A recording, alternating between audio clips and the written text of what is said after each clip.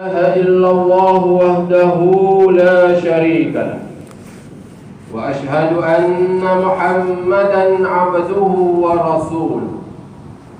اللهم صل وسلم على سيدنا محمد وعلى آله وأصحابه أجمعين. أما بعد، فيا عباد الله اتقوا الله، أوصيكم وإياي بتقوى الله فقد فاز المتقون. قال الله تعالى في كتابه العزيز: يا أيها الذين آمنوا أطيعوا الله وأطيعوا الرسول وأولي الأمر منكم، فإن تنازعتم في شيء فردوه إلى الله والرسول إن كنتم تؤمنون بالله واليوم الآخر، ذلك خير وأحسن تأويلا. Bermaksud, wahai orang-orang yang beriman, taatlah kamu kepada Allah dan taatlah kamu kepada Rasulullah dan kepada ulil amr, yakni orang yang berkuasa daripada kalangan kamu.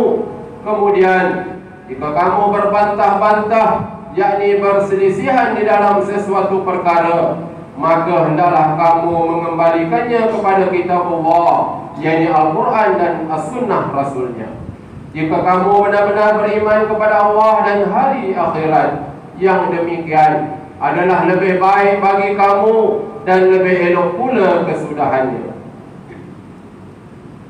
Sidang Jumaat yang dirahmati Allah, marilah kita meningkatkan ketakwaan kepada Allah Subhanahu wa Ta'ala dengan bersungguh-sungguh melaksanakan segala perintahnya dan meninggalkan segala larangannya.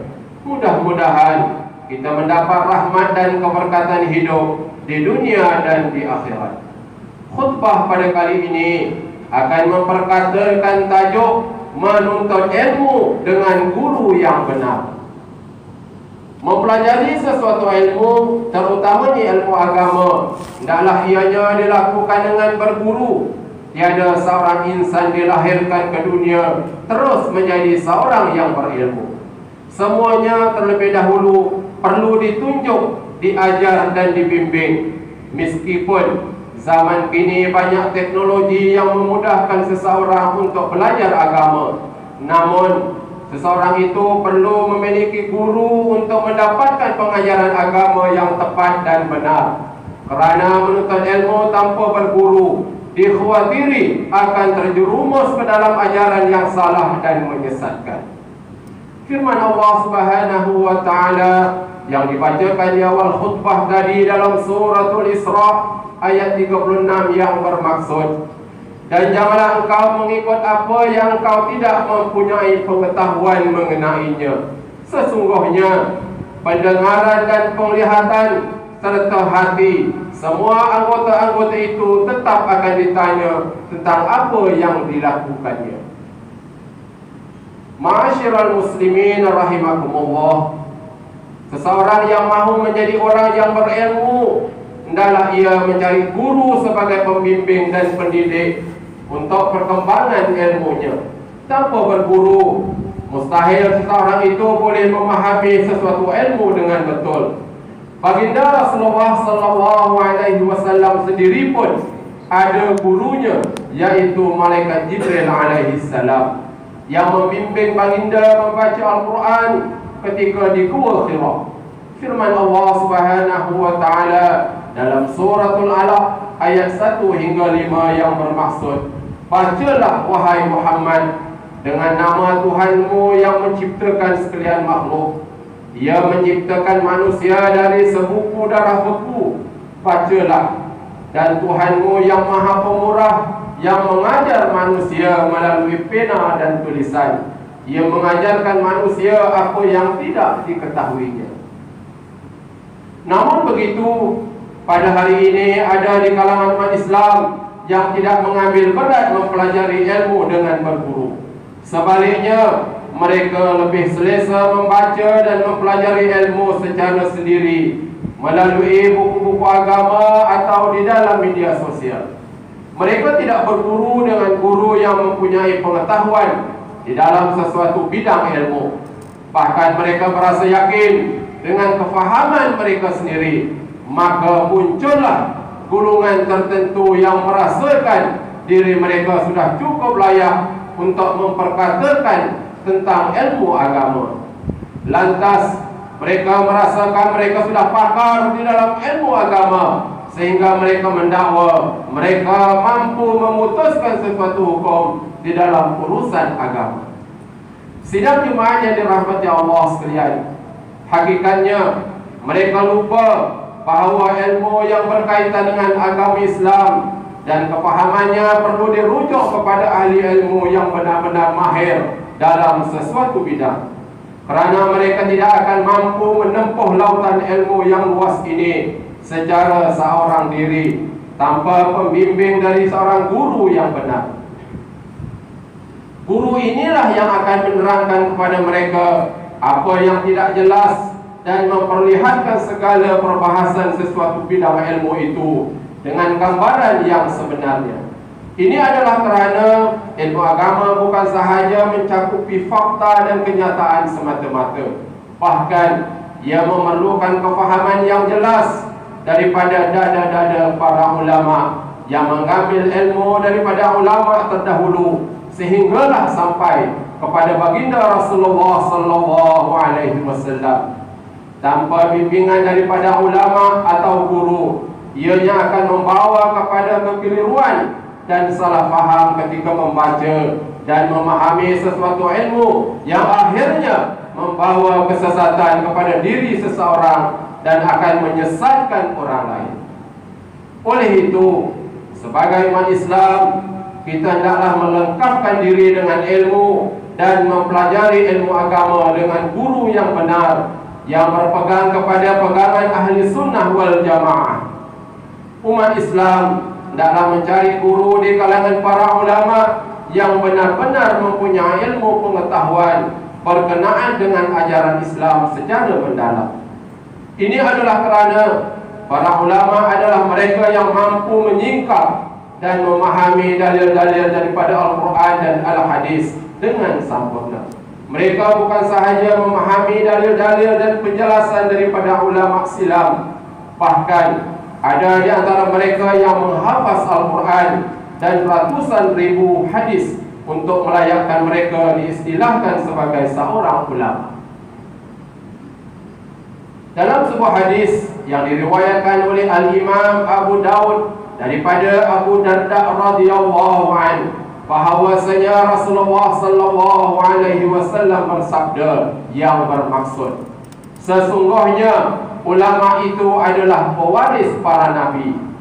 Para nabi tidak mewariskan dinar dan dirham, mereka hanya mewariskan ilmu. Maka barang siapa yang mengambil warisan ilmu tersebut, ia telah mengambil habuan yang paling sempurna.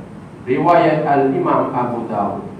Sidang Jumaat yang dirahmati Allah sekalian, selain daripada itu, bagi memastikan umat Islam khususnya di negeri Johor mempelajari agama dengan guru yang benar dan tidak menyeleweng dari pegangan ahli sunnah wal jamaah, maka umat Islam perlu memilih guru yang memiliki tauliah kebenaran mengajar agama daripada pihak berwajib.